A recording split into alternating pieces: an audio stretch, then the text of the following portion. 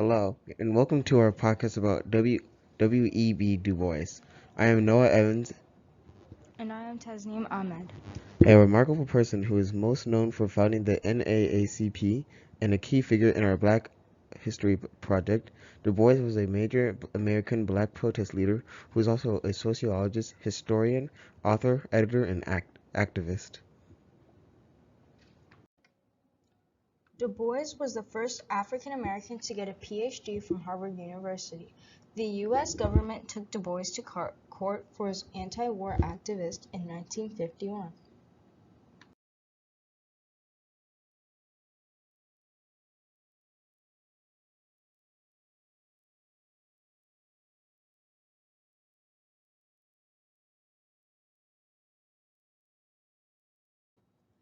A good student, he performed well academically and went on to pursue higher education from the University of Berlin and Harvard, and became the first African American to earn a doctorate.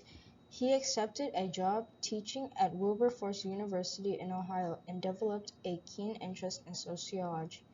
He conducted research on the treatment of blacks in America and published the first case study of black community in the United States.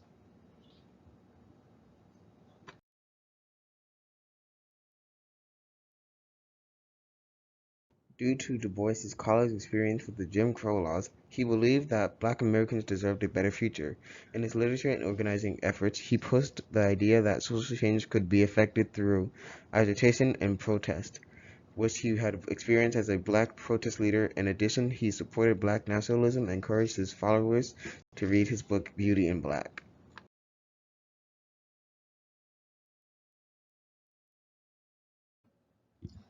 Booker T. Washington was seen as W. E. B. Du Bois' opponent because of their differing points of view.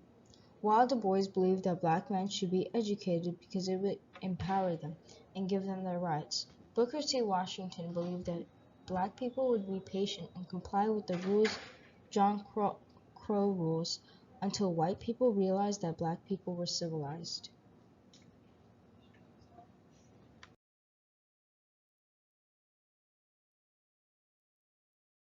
Du Bois's Black nationalism took several forms, the most influential being his pioneering advocacy of Pan-Africanism.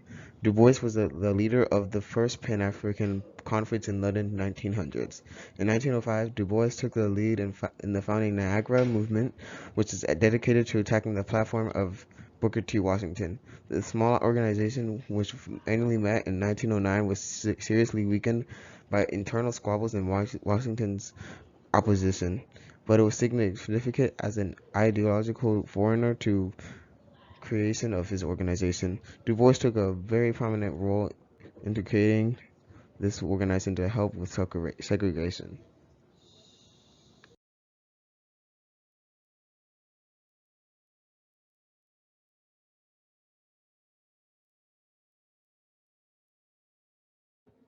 He resigned from the editorship of The Crisis and the NAACP in 1934, yielding his influence as a race leader and charging that the organization was dedicated to the interests of the black bourgeoisie and ignored the problems of masses.